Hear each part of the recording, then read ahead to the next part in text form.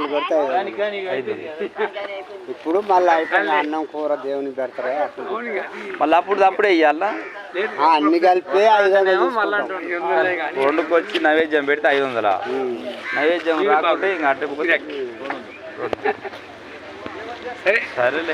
ఇప్పుడు అలా చేస్తే 150 100 తీసుకోవాలి. 150 అయితే 100 డబ్బులు కొట్టాలంటే ఎంత చెప్పలేదా ఇప్పుడు 50గా ఏడిది వాళ్ళకి నేనే అంత మీరేనా 2 సార్లు కొడితే 500. 2 సార్లు కొడితే 500.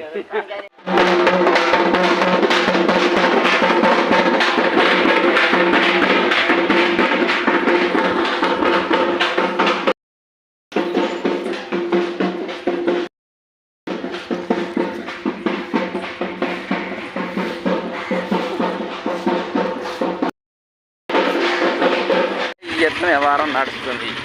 అలా చేస్తే 150, నైవేద్యం పెడితే 500, మరి డబ్బులు కొడితే 50.